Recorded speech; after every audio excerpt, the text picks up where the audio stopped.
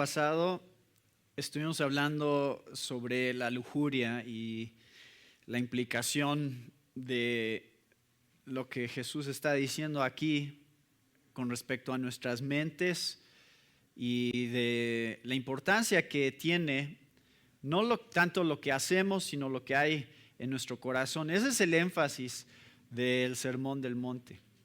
Y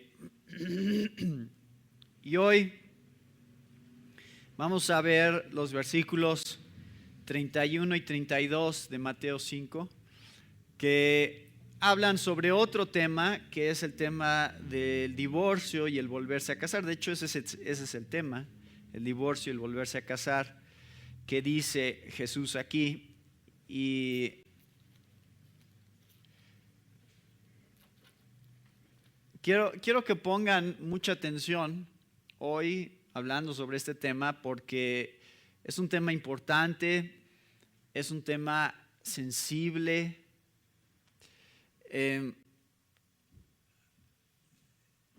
Este pasaje nos muestra pues, muchos diferentes pecados, y hemos siempre hablado de que todos los pecados son iguales delante de Dios. No hay pecados más grandes o pecados más chicos. Cuando tú pecas, es suficiente como para que necesites que alguien como Jesucristo muera en tu lugar para ser perdonado. Entonces, en esos términos hablamos de que todos los pecados son iguales. Sin embargo, aunque todos los pecados son iguales en su seriedad delante de Dios, no todos los pecados tienen las mismas consecuencias. Eso también debemos de aclararlo, porque creo que a veces minimizamos las consecuencias de ciertos pecados pensando, bueno, como todos los pecados son iguales, entonces pues lo que tú hiciste es igual a lo que yo hice. Bueno, sí, pero tenemos que darnos cuenta que no es lo mismo que si yo me enojo con alguien, le doy una cachetada, no es lo mismo en consecuencias que si yo me enojo con alguien y saco una pistola y le disparo, ¿verdad? O sea, hay consecuencias diferentes. Obviamente, yo tendría que afrontar las consecuencias, aunque el pecado sigue estando ahí, las consecuencias de que si yo disparo y mato a alguien, las consecuencias cambian a que si yo nada más lo insulto, por ejemplo. Eso es un ejemplo. Entonces, el divorcio es uno de esos pecados que acarrea la mayor cantidad de consecuencias. Es una de las cosas más dolorosas que hay en nuestra sociedad y para las personas que lo han vivido. Porque representa no solamente el momento del divorcio, sino probablemente años antes del divorcio, el dolor, la tensión, los problemas que llevan hasta ese momento. Esa es una. Y luego, después del divorcio, los años que siguen de dolor, de batallas, de conflictos, de la cuestión de los niños, si hay niños. O sea, se alarga tanto este proceso en el corazón de los padres que han experimentado esto, de tal manera que es difícil lidiar con esta situación para los que la han vivido. Estaba escuchando de alguien divorciado hablar sobre eso, como el divorcio como algo peor que la muerte de un cónyuge. Porque decía, cuando muere el cónyuge, bueno, hay la separación y no hay necesariamente un sentido de culpabilidad, no hay un sentido de, simplemente es una separación, pero es dolor que llamaba el dolor limpio. Y cuando es el caso del divorcio, es lo que llamaba el dolor sucio. O sea, es dolor que acarrea muchas más cosas que simple separación. Entonces, Cuando estamos hablando sobre este tema como iglesia, la primera pregunta que tenemos que hacernos es, ¿cómo podemos como iglesia amar y apoyar y ser familia para aquellos que han experimentado esto, para aquellos que son divorciados? Esto es una pregunta muy importante que tenemos que hacernos como iglesia, porque es real en nuestra sociedad, es real en nuestra iglesia, y tenemos que buscar la mejor manera de amar a los divorciados y de convertirnos en familia de los divorciados. Y creo que ese es el mayor reto de un estudio así, es cómo buscar hacer la voluntad de Dios, cómo buscar aconsejar a aquellos que están viviendo situaciones difíciles y al mismo tiempo amarlos como Dios los ama, perdonarlos como Dios nos ha perdonado a nosotros. Y eso es parte del reto de lo que vamos a estar platicando hoy. Mateo 5:31 dice, también se dijo, cualquiera que repudia a su mujer, que le dé carta de divorcio. Pero yo os digo que todo el que repudia a su mujer, a no ser por causa de infidelidad, la hace cometer adulterio, y cualquiera que se casa con una mujer repudiada comete adulterio. Aquí Jesús plantea esta situación, dice, el divorcio se ve de una manera tan superficial en nuestra sociedad como que, bueno, pues, si no nos entendemos nos divorciamos.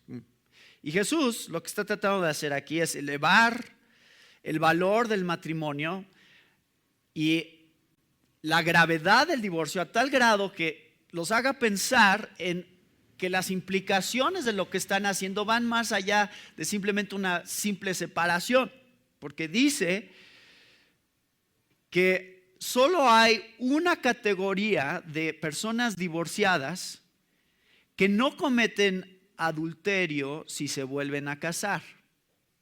Eso es lo que dice este pasaje. Dice, salvo por infidelidad, a no ser por causa de infidelidad. Esta es la única categoría que Jesús dice está exenta de que si se vuelven a casar, están cometiendo adulterio. Entonces, vamos a analizar eso, qué significa, cómo lo aplicamos como iglesia, cómo ayudamos a aquellos que están viviendo diferentes circunstancias así. El pasaje donde Jesús desarrolló esto con más calma o más detalle es Mateo 19, más adelante. Entonces vamos a analizar hoy dos pasajes que creo que son los más explícitos en relación a este tema del divorcio y el volverse a casar. Mateo 19, versículos 3 al 12. Y se acercaron a él algunos fariseos para probarle, diciendo, ¿es lícito a un hombre divorciarse de su mujer por cualquier motivo? Ahora, tenemos que entender qué es lo que hay detrás de la pregunta de estos fariseos. Existían dos escuelas de maestros judíos. Una de las escuelas se había vuelto extremadamente abierta a que el divorcio se podía dar por cualquier razón. O sea, tomaban lo que estaba en la ley de Moisés, en Deuteronomio 24, que lo vamos a ver en un momento, pero tomaban eso, donde veían que había esta manera que había sido provista por Dios de que sí alguien se pudiera divorciar, y entonces la habían tomado y habían, por su propia conveniencia obviamente, metido toda clase de razones por las que alguien se podía divorciar. Y entonces, si aún habían introducido que si la esposa quemaba la comida, esa era razón suficiente para divorciarse de ella. Eso es lo que estaban. Obviamente esto era muy conveniente para ellos. Y esto había traído un gran abuso hacia las mujeres porque pues eran desechadas por cualquier razón, por sus esposos. No me parece esto, pues, me divorcio de ti. Y entonces Jesús, tenemos que entender que esto es contra lo que Jesús está lidiando cuando estos fariseos se acercan a él. Ellos están buscando este pretexto. Dicen, a ver, ¿qué dice Jesús sobre este tema? Porque ellos estaban enseñando que casi cualquier razón era suficiente razón para divorciarse. Lo cual hoy en día es exactamente lo que está pasando, ¿no? O sea, nadie está preguntando, ¿es lícito que me divorcie? La gente está preguntando, ¿cómo puedo hacer más fácil mi divorcio? Eso es lo que pregunta la gente. Entonces, si ustedes buscan en internet divorcio, ¿qué van a encontrar? Pues abogados que hacen más fácil el divorcio. Y entre más barato y más rápido, mejor. Eso es como nuestra sociedad lo ve. Es el divorcio, pues, es común, todo el mundo se está divorciando. Entonces, lo menos complicado posible, mejor. Y no te preguntan por qué te estás divorciando. Eso no importa. Si tú te quieres divorciar, divórciate. Tus razones no importan. Pero Jesús dice, tus razones importan. Y ellos están citando a Moisés en la ley de Deuteronomio 24. Jesús, ¿qué les contesta? Dice, yo sé por qué dicen esto. Yo sé por qué están tratando de justificar sus divorcios. Porque Moisés dijo algo sobre eso. Pero ¿saben qué otro libro escribió Moisés aparte de Deuteronomio? ¿Qué otro libro escribió? Génesis. Entonces, Jesús va a apelar no a la ley de Moisés, sino al diseño original de Dios para dar la mejor explicación. Él dice, ¿no habéis leído que aquel que los creó desde el principio los hizo varón y hembra? Y añadió, por esta razón el hombre dejará a su padre y a su madre y se unirá a su mujer y los dos serán una sola carne. Hasta aquí llega lo que Jesús cita de Génesis. Esto es lo que dice Génesis, aunque es lo que Jesús va a explicar en relación a esto. ¿Qué podría decir Jesús sobre la creación del hombre y la mujer? Y la unión entre el hombre y la mujer. Bueno, eso está en el versículo 6. Por consiguiente, o sea, la implicación de lo que dice Génesis es, ya no son dos, sino una sola carne. Por tanto, lo que Dios ha unido, ningún hombre lo separe.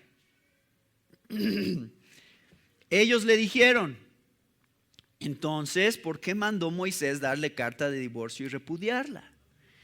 Él les dijo, por la dureza de vuestro corazón, Moisés os permitió divorciaros de vuestras mujeres. Pero no ha sido así desde el principio.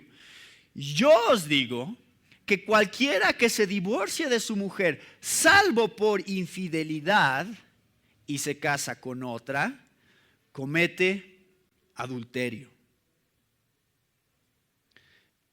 Ahora, no nos sorprende la reacción de los discípulos, porque los discípulos escuchan esto y vean su reacción de ellos. Ellos dicen, si así es la relación del hombre con su mujer, no conviene casarse. O sea, si tú vas a complicar tanto este asunto de divorciarse y vas a limitar tanto la cuestión de volverse a casar, entonces, pues mejor no me voy a casar. Porque yo veo que a todos le va mal, todos los que se casan. Y yo veo que todos se pelean y yo veo que todos tienen tantos problemas. Y si no hay manera de salirme de esa, ¿para qué me meto? ¿No? Jesús les dice, no todos pueden aceptar este precepto, sino solo aquellos a quienes les ha sido dado. Y ahora empieza a hablar sobre la soltería. Dice, porque hay eunucos que así nacieron desde el seno de su madre, y hay eunucos que fueron hechos eunucos por los hombres, y también hay eunucos que así mismos se hicieron eunucos por causa del reino de los cielos. El que pueda aceptar esto, que lo acepte. Bueno, la pregunta más difícil de contestar en relación al divorcio y al volverse a casar es: ¿qué implica infidelidad en el versículo 9? No queda duda de que Jesús está diciendo solo hay una categoría de personas divorciadas que pueden volverse a casar. Eso está claro, ¿no? Tanto en Mateo 5 como en Mateo 19. La pregunta es: ¿qué significa cuando dice salvo por infidelidad? Ese es el asunto más difícil de contestar, porque aquí es donde hay diferentes opiniones sobre qué significa. Entonces, yo quiero tratar de explicarles las dos posturas, tanto aquí en Mateo 19 como en 1 Corintios 7. Son los principales pasajes que tratan sobre este tema en relación a la vida cristiana. Bueno, si no eres cristiano, yo no puedo apelar a la Biblia para decirte que hagas o no hagas algo. Por supuesto que los no cristianos se van a divorciar.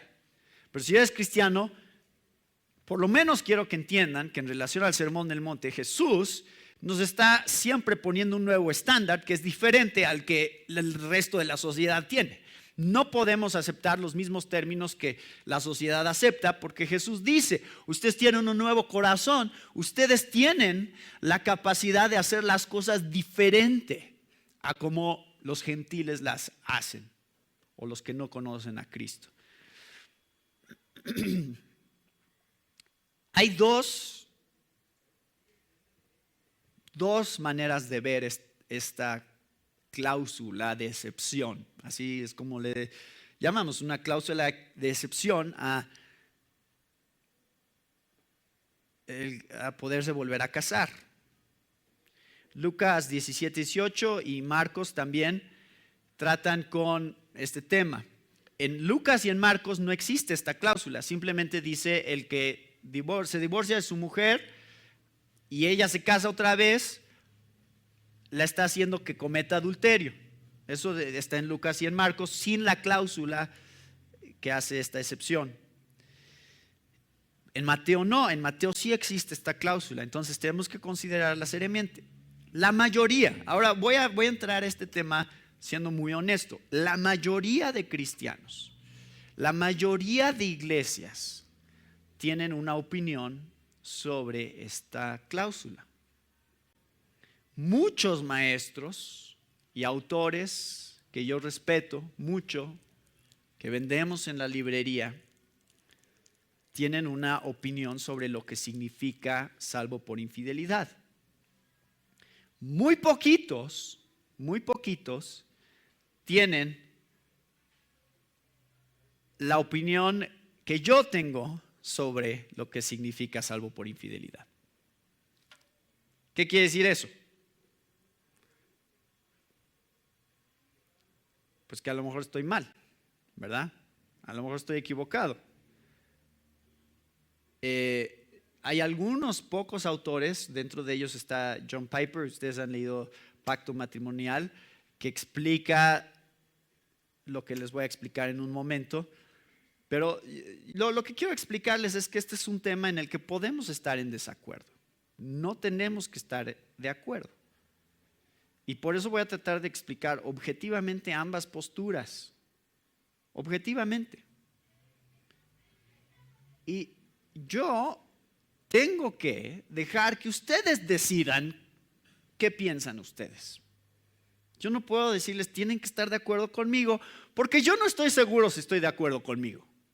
Entonces, no voy a obligarlos a ustedes a estar de acuerdo con lo que yo les voy a decir. Les voy a explicar ambas maneras de ver este pasaje. Y creo que ambas maneras de ver este pasaje tienen buenas razones para ver este pasaje con su propia interpretación. O sea, creo que son válidas ambas. Y al final vamos a ver en qué estamos de acuerdo todos. Por lo menos cristianos conservadores, digamos. Entonces, voy a dividir en dos partes.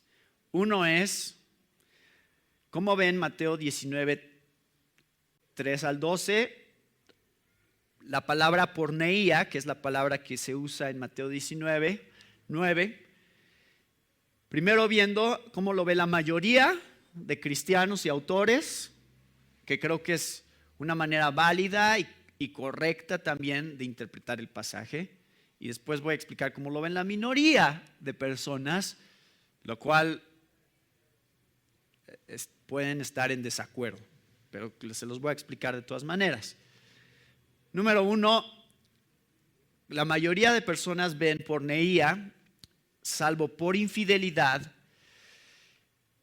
como una cláusula que se refiere a la inmoralidad sexual dentro del matrimonio de adulterio.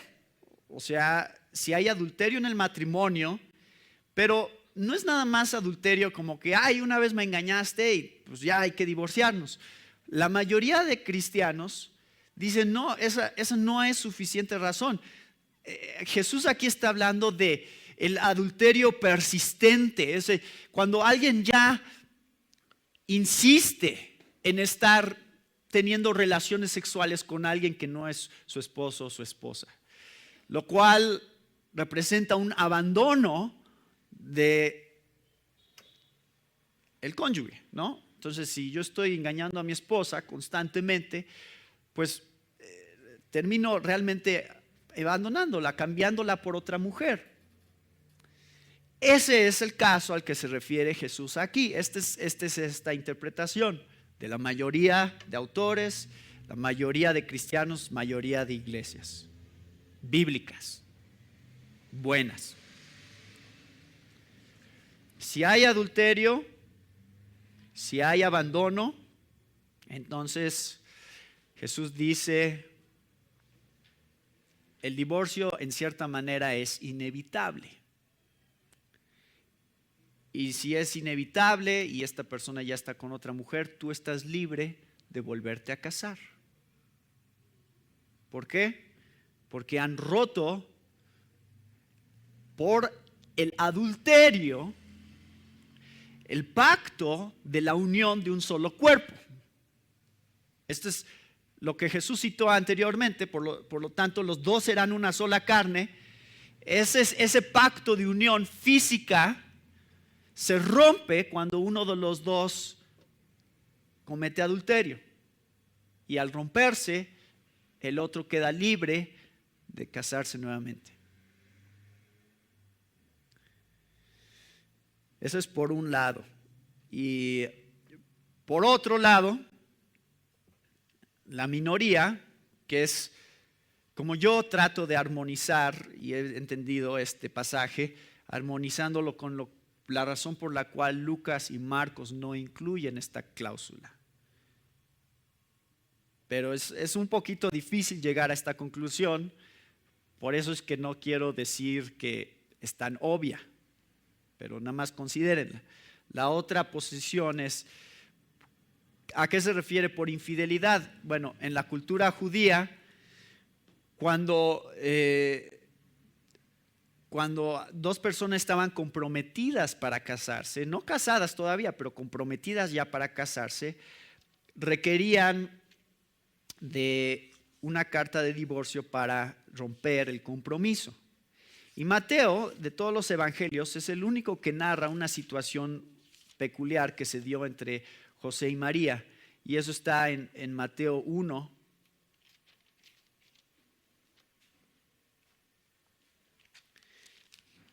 Mateo 1:19,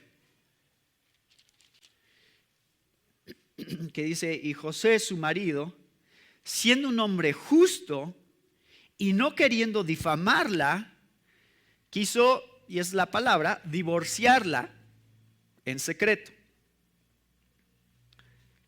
Siendo un hombre justo, quería divorciarla.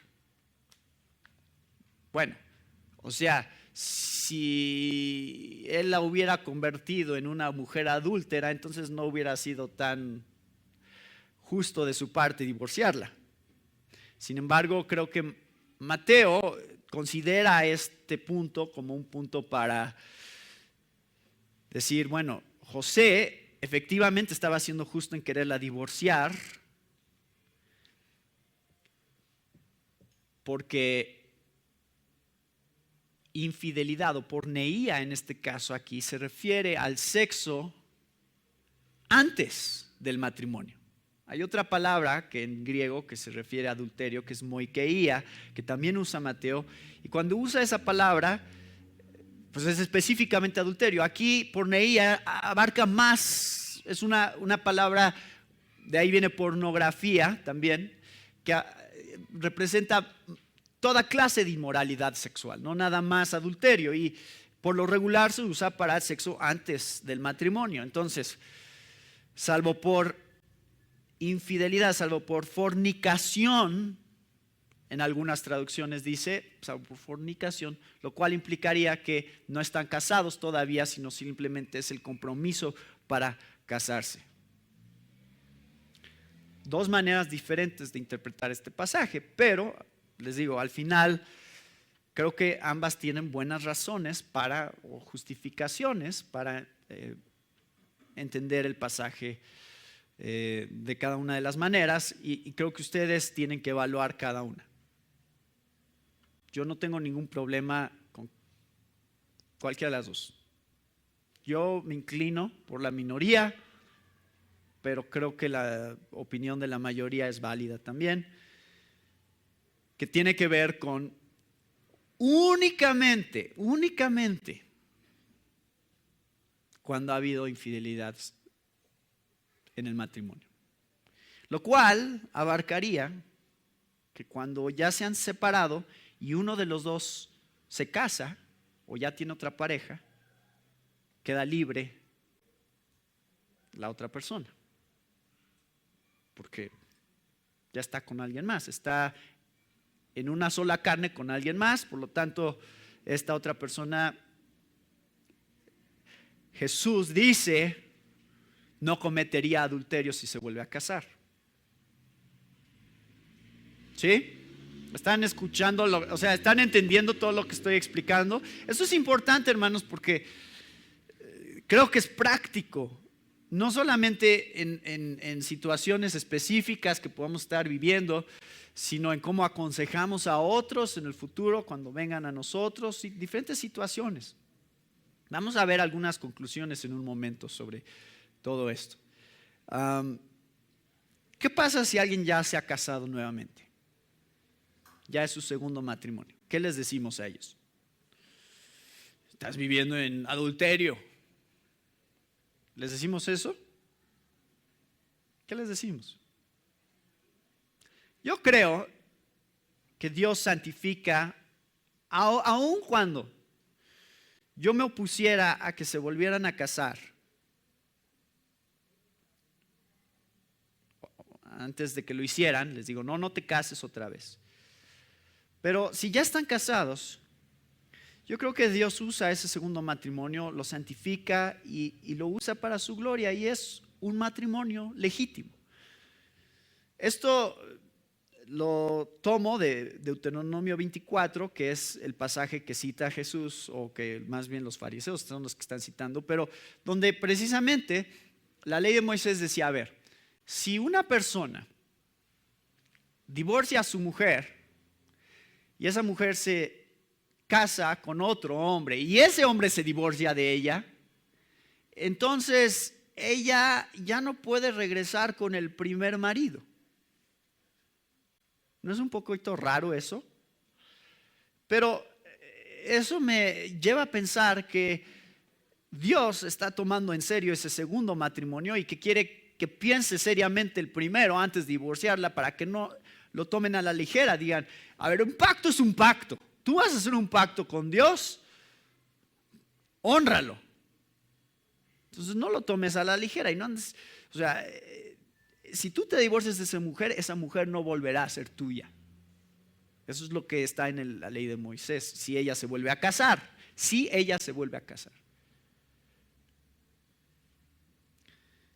Eso es una. Cuando Jesús habló con la mujer samaritana, ¿se acuerdan? ¿Se acuerdan que él le dijo en Juan 4, 17 y 18? Ella le dice, no tengo esposo. ¿Y qué le dice Jesús? Le dice, exactamente no tengo esposo, porque 5 esposos has tenido. Y el que ahora tienes no es tu marido. En eso sí dijiste la verdad. O sea, ahorita andas en adulterio. Es lo que la confrontó Jesús.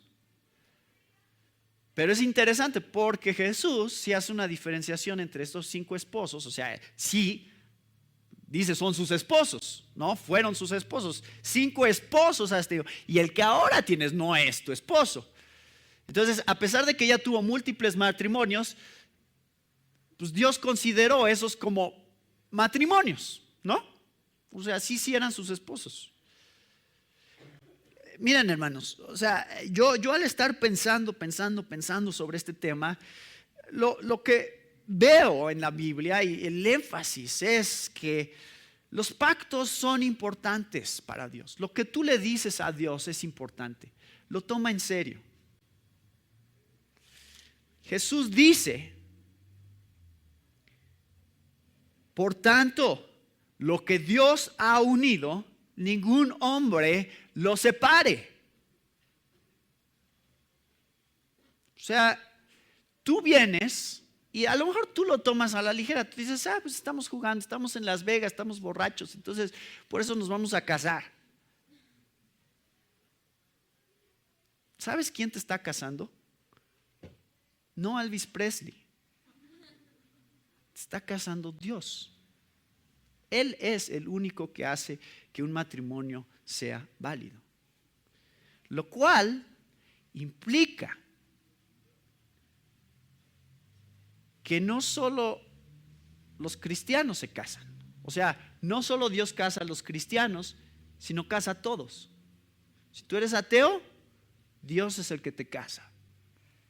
Si tú eres budista, Dios es el que te está casando.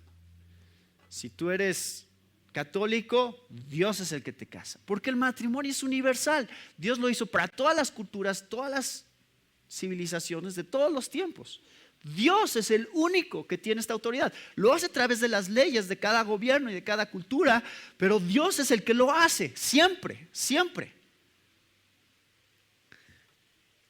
Me han dicho, o sea, cuando hablo de este tema, siempre alguien, indudablemente, me dice, pero es que, ¿qué si Dios no fue el que los casó? Ellos son los que se casaron por su terquedad y rebeldía. Hermanos, no existe esa categoría. No hay personas que se puedan casar. Si Dios no lo hace, no hay matrimonio. No existe una categoría de gente que se casan ellos y Dios no los casa. Dios casa a todos. Dios es el único que tiene esta autoridad. Esto es lo que está diciendo Jesús. Dios une, solo Dios puede separar. Bajo esta interpretación de la mayoría, Dios separa o tiene la autoridad para separar bajo solamente un tipo de circunstancias, que es cuando uno de los dos rompe el vínculo matrimonial mediante la infidelidad sexual. En la minoría, la interpretación de la minoría, nunca se rompe ese vínculo.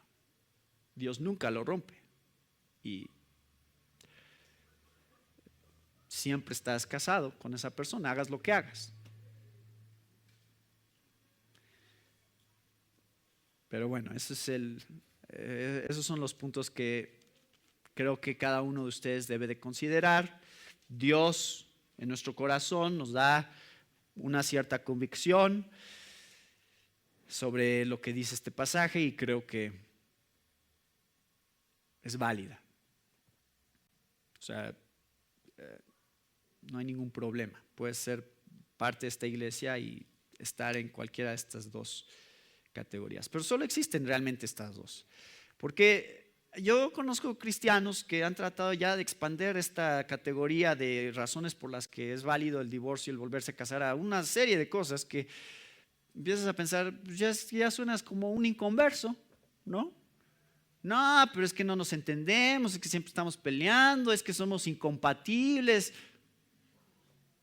Eso no es razón para divorciarse, porque no se entienden, porque no se llevan bien, no es razón para divorciarse. Claro que no. La vida nunca da esa como una buena razón. Jamás. Es más, la principal diferencia, hablé de eso hace un momento, la principal diferencia entre dos personas podría ser pues que una es cristiana y otra no, ¿verdad? Y aún así, aún bajo esa circunstancia, la Biblia dice, no te divorcies. Y el pasaje que lo dice muy explícitamente es 1 Corintios 7. Entonces quiero que vean ahora 1 Corintios 7, porque aquí está nuevamente un desarrollo de este tema.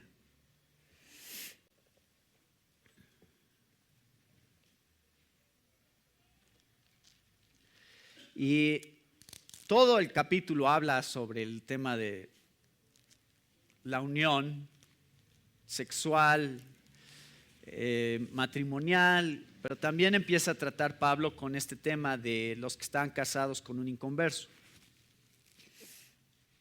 Y dice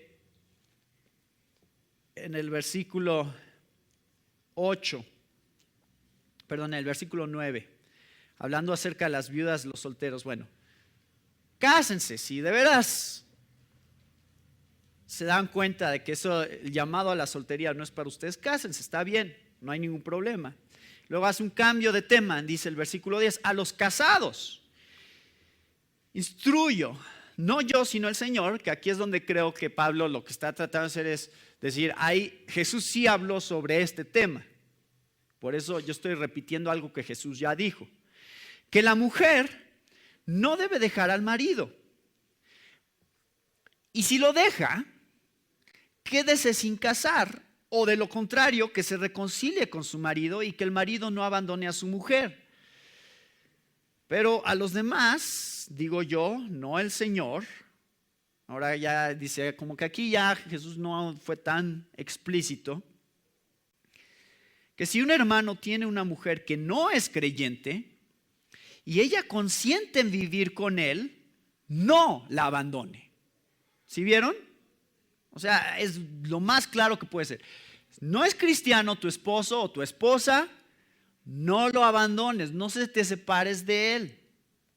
Y la mujer cuyo marido no es creyente y él consiente en vivir con ella, no abandone a su marido. Porque el marido que no es creyente es santificado por medio de su mujer. Y la mujer que no es creyente es santificada por medio de su marido creyente. De otra manera, vuestros hijos serían inmundos, mas ahora son santos o apartados. Es la esperanza que tienen de que aunque uno es cristiano y otro no quiere decir que los hijos automáticamente tienen un problema, ¿verdad? Pueden todavía encontrar salvación a través del padre creyente. Sin embargo, si el que no es creyente se separa, que se separe. En tales casos el hermano o la hermana no están obligados, sino que Dios nos ha llamado para vivir en paz. Pues ¿cómo sabes tú, mujer, si salvarás a tu marido? ¿O cómo sabes tú, marido, si salvarás a tu mujer? Bueno, quiero dejar en claro qué es lo que está diciendo Pablo aquí primero y luego nos vamos a donde está el debate nuevamente sobre el volverse a casar y otra vez lo dejo abierto para que ustedes lo consideren. Pero donde sí está claro es esto. El divorcio nunca debe ser iniciativa del cristiano. Jamás. Que eso quede en manos del que no es cristiano. Y a veces así es, porque el que no es cristiano insiste, e insiste, e insiste, y es que me quiero divorciar, y es que ya no te quiero, y es que ya estoy con otra, y insiste, y lo que está diciendo Pablo es que si es iniciativa del que no es cristiano, entonces el creyente está libre de decir, está bien, nos divorciamos. Pero la responsabilidad del cristiano es hacia la reconciliación. ¿Lo ven? O sea, aquí lo está diciendo Pablo. El cristiano siempre debe estar buscando la reconciliación y siempre debe estar diciendo no. O sea, ¿cómo sé si no el yo quedarme contigo representa al final tu salvación? ¿No? Ese es el punto. Y lo hemos visto muchas veces. Cuando uno es cristiano y otro no, la fidelidad de la esposa, por lo regular es la esposa la que es fiel a la palabra y el esposo es el que anda en otras cosas. La fidelidad de la esposa termina ganando al esposo para Cristo. El que él ve el cambio en ella, el que él se da cuenta de la transformación que Dios hace en su vida, termina haciendo que él también venga a los pies de Dios. Entonces, nunca le vamos a aconsejar a alguien aquí en la iglesia que se divorcien por su propia iniciativa. Chis, tú divórciate, ya está. Se separen, sí puede ser, porque hay situaciones que requieren separación. Hay abuso físico, hay maltrato, hay muchas diferentes cosas que exigen una separación. No un divorcio necesariamente. Si el que no es creyente insiste en que se divorcien y está inclusive ya en otra relación con otra mujer, estoy asumiendo aquí que la mujer es la cristiana, pero el hombre está ya con otra mujer, sí, a veces les decimos acepta el divorcio. Porque es lo que dice Pablo aquí. Entonces hay situaciones en donde el divorcio es inevitable. La Biblia admite eso. Vivimos en una naturaleza caída, en una sociedad llena de pecado, en donde a veces las consecuencias no son, o los resultados no son los ideales. Y la Biblia nos enseña a vivir con eso. Ahora, ¿qué dice 1 Corintios 7 sobre el volverse a casar? Por un lado, dice el versículo 11, que si se separan, quédese sin casar. A la mujer cristiana, en este caso, o reconcíliese con su marido. Pero más adelante, en el versículo 15, esto es donde entra cómo interpretamos la idea de servidumbre o de esclavitud o de estar obligado a algo. Es la pregunta de a qué se refiere Pablo en el versículo 15. Sin embargo, si el que no es creyente se separa, que se separe. En tales casos el hermano o la hermana no están en servidumbre, sino que Dios nos ha llamado para vivir en paz. ¿Qué significa en servidumbre? ¿Qué significa estar esclavizado, atado a una situación de la cual no me puedo salir? Pero que dice Pablo, si se separa, ya no estás obligado ¿a qué? Esa es la pregunta. Entonces, la mayoría de teólogos, de maestros de la Biblia, ven este pasaje como una cláusula, como la de Jesús en Mateo 19, una cláusula a lo que Pablo dice de quédese sin casar, que es, si insisten en separarse, o sea, es decir, Pablo no está considerando en el versículo 11 la infidelidad sexual. Tomando la enseñanza de Jesús, considerando que hubo adulterio, entonces, ¿qué es lo que está llevando a la separación? Entonces, en el versículo 15, el significado de estar en servidumbre o estar obligados es que el que se ha separado no está obligado a permanecer soltero. O sea, puedes casarte nuevamente. Por ejemplo, si el otro ya se volvió a casar o ya tiene otra mujer, se separan, se divorcian y el cristiano ya no está obligado a permanecer soltero, como dice el versículo 11, pero si lo deja, quédese sin casar, ¿sí? Sino que sí se puede casar.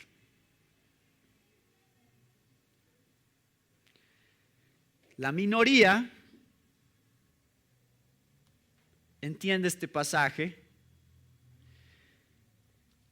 como servidumbre en referencia al que se ha separado no está obligado a permanecer casado con esa persona. O sea, cuando dice Pablo, no están obligados, o sea, no estás obligado a quedarte con esa persona. Tienes la libertad de divorciarte. ¿Cómo lo interpretamos? Esa es la pregunta. Pues hay dos interpretaciones. Uno es, no estás obligado a tener que quedarte soltero, te puedes volver a casar. No estás obligado a quedarte casado, te puedes divorciar. Son las dos posturas. ¿Sobre qué está diciendo Pablo aquí? ¿Qué está diciendo? No sé, ustedes examinen, ustedes piensen qué está diciendo en base también a lo que Jesús dice en Mateo 19 y evalúenlo y lleguen a una conclusión que Dios traiga a su corazón. Es lo mejor que puedo decirles, porque nuevamente no estoy tratando de convencerlos necesariamente de lo que yo veo aquí, sino que creo que ambas interpretaciones tienen buenas razones para existir. Bueno, estas son algunas de las cosas que yo veo. Otra cosa también que quiero mencionarles en relación a esta postura de la minoría sobre el versículo 15, y la razón por la que pienso que Pablo aquí ni siquiera está pensando en volverse a casar, es porque, bueno, ya dijo, no se vuelve a casar. Cuando él retoma este tema sobre los casados, lo retoma en el versículo 39, igual de este mismo capítulo, en donde dice, la mujer está ligada mientras el marido vive, pero si el marido muere, está en libertad de casarse con quien desee, solo que en el Señor. Creo que Pablo deja claro cuando habla del volverse a casar que la verdadera libertad de volverse a casar tiene que ver con la muerte del cónyuge, o sea, alguien viudo o viuda. También esto lo menciona en Romanos capítulo 7, hablando acerca de la ley. Dice, ¿acaso ignoráis, hermanos? Pues habla a los que conocen la ley, que la ley tiene jurisdicción sobre una persona mientras vive, pues la mujer está ligada por la ley a su marido mientras él vive, pero si su marido muere, queda libre de la ley en cuanto al marido. Así que mientras vive su marido será llamada adúltera si ella se une a otro hombre, pero si su marido muere, está libre de la ley, de modo que no es adúltera aunque se una a otro hombre. Ahí está, creo que la explicación de Pablo más clara sobre el volverse a casar, si es legítimo o no. Pero viendo lo que Jesús dice en Mateo 19 y en Mateo 5, consideramos la posibilidad de que sí existe una excepción que también está en la mente de Pablo, que es cuando hay infidelidad sexual o algún tipo de inmoralidad sexual en el matrimonio. Ambas son las interpretaciones tradicionales, ortodoxas de la iglesia, o sea, históricas de la iglesia. Especialmente esta posición de que hay una cláusula que permite que alguien se vuelva a casar, que hace que el divorcio sea legítimo y que se puedan volver a casar. Esta cláusula surgió precisamente dentro del contexto de la Reforma. Martín Lutero, Calvino, todos ellos, fue donde empezó más fuerte esta postura y ha sido ya por muchos siglos la postura más fuerte de la iglesia, de que sí existen ciertas condiciones que permiten el divorcio y sí existen ciertas condiciones que permiten el volverse a casar. Tienen que ver con la inmoralidad sexual dentro del matrimonio. Ahora, ¿Cuál es la diferencia de lo que Jesús les está diciendo a lo que los fariseos decían? Bueno, ellos decían que el hombre estaba obligado a divorciarse bajo ciertas circunstancias. O sea, claro que si tu mujer está cometiendo adulterio, tienes que divorciarte de ella. Y Jesús no está diciendo eso. Simplemente está diciendo, puede divorciarse, o sea, sí hay base, pero no tiene que hacerlo. De hecho, la invitación, y esto es nuevamente el énfasis, es hacia la reconciliación. Jesús nunca dijo, tienes que divorciarte. Jamás, nunca fue un mandamiento, que es lo que hacían los fariseos. Ellos sí lo ponían como un mandamiento y decían, no, sí, si tu esposa hace ciertas cosas, tú tienes que divorciarla. No te debes de quedar con ella. Y Jesús no decía eso. Jesús decía, puede ser que haya razones legítimas para un divorcio y haya razones legítimas para el volverse a casar, pero en realidad el plan y el diseño original de Dios es un hombre y una mujer para toda la vida, en la cual, vamos a llegar a ese tema y ya lo tratamos también un poco hace unos domingos, el perdón es la virtud más grande de una persona que ha conocido la gracia de Dios. Lo cual significa que no hay ningún pecado, ni siquiera el adulterio, que no pueda ser perdonado. No hay ningún pecado, ni siquiera el adulterio, que no pueda ser perdonado. Así que no podemos asumir como cristianos que esto simplemente es licencia para que cualquier situación de inmoralidad sexual que haya en el matrimonio sea una razón absoluta para divorciarse. No, nunca.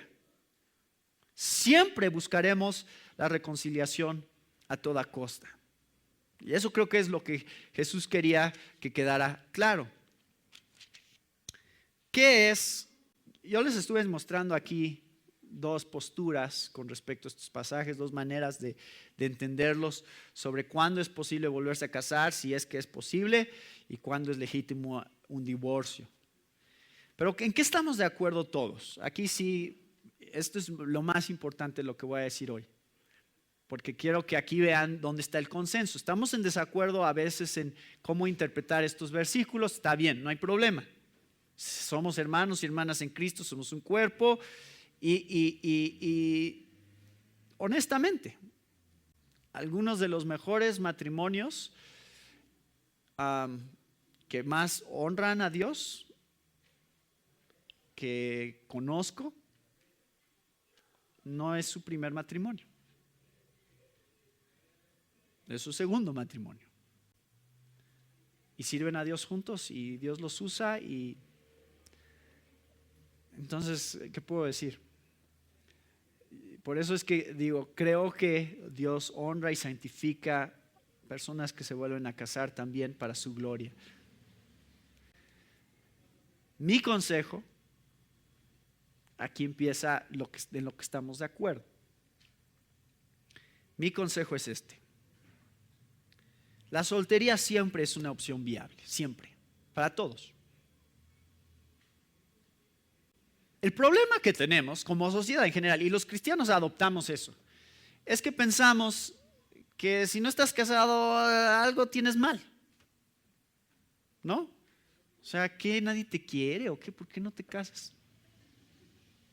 Esa es la percepción que algunos tienen y la iglesia a veces no ayudamos y contribuimos a esa percepción como que, no, ya que se case, ¿no? Pues ya. Y como que tenemos esta presión de que pues, si no se casan, la soltería es perfectamente legítima y el matrimonio es algo hermoso, por supuesto. Y debemos de gozarnos en lo que representa el matrimonio. Los que estamos casados celebramos el estar casados. Pero la soltería también es algo hermoso. Y también es algo que debemos de celebrar. Porque hay cosas que un soltero puede hacer mucho mejor que un casado. Eso está exactamente aquí en 1 Corintios 7. Entonces no tenemos por qué ver a la soltería como algo inferior en la vida cristiana. Como que, ay, pues esos que no están casados y pues a ver, ya cuando se casen ya podrán servir a Dios bien, ¿no? No, ellos pueden servir a Dios si no igual, mejor que los que estamos casados, a lo mejor. Jesús dijo eso, dijo, qué bueno. Allí cuando le estaba diciendo a sus discípulos, dicen, uy, mejor no nos casamos. Pues sí, no se casen, ¿no? Si se les es dado por causa del reino no casarse, no se casen. Es bueno no casarse también, dice Jesús. Es bueno no casarse, dice Pablo. Entonces, si alguien es soltero o divorciado, podemos animarlos a considerar, creo yo, la posibilidad de lo que pueden hacer por causa del reino de Dios estando solos o solas. Es una buena opción en la vida cristiana. El problema es que hemos elevado al matrimonio como que, el matrimonio es lo máximo y si no estoy casado nunca voy a estar feliz. Nunca vas a estar feliz si no te casas, ¿de veras? ¿Soltero? Dios te hace feliz, no un esposo o una esposa. Espero que te des cuenta de eso. Porque si tú piensas que el casarte es lo que te va a hacer feliz, entonces te vas a encontrar con una gran desilusión. Dios es el que me hace completo, no mi esposa. Mi esposa solo es un regalo y una bendición adicional que Dios me ha dado. Pero eso no es lo que llena mi vida, el estar casado. Y espero que no sea lo que llene la vida de ninguno de ustedes. O la meta a la que quieren llegar algún día. Dios honra y es más, Dios te tiene como estás ahorita por una razón. Así que más vale que busques cuál es esa razón. Si estás soltero es porque Dios quiere que estés soltero ahorita. Así que no pienses, si tan solo. No hay ni tan solo en la vida cristiana, es ahorita. ¿No? Dios te tiene ahorita como estás por una razón y así como estás quiere que le sirvas. No esperes a estar casado o a lo que sea que estás esperando. Ese es uno y en eso estamos de acuerdo todos. La soltería es una opción viable. ¿Por qué? Porque Pablo dice que es una opción viable, porque Jesús dice que es una opción viable. Como iglesia decimos, es una opción viable. Número 2, esta es otra cosa en la que todos estamos de acuerdo. El divorcio siempre es la última opción. Nuestra sociedad hace ver como que el divorcio es la primera opción. Si hay problemas, pues mejor cada quien por su lado. Nosotros decimos no. Si hay problemas, se resuelven. Y si el cristiano tiene un esposo o una esposa que no es cristiana, el esposo o la esposa cristiana tiene que estar buscando la reconciliación, tiene que estar buscando resolver las cosas. Solo cuando ya queda claro que no hay manera de resolverlo, por ejemplo, el esposo ya se volvió a casar o ya tiene hijos con otra persona, ya está en otra relación, solamente cuando llega a esos niveles, la separación, es que podemos decir, ya no hay más que puedes hacer. Ya puedes dejar de buscar la reconciliación porque él ya hizo su vida con otra mujer. Entonces, ¿qué puedes hacer? No puedes hacer nada.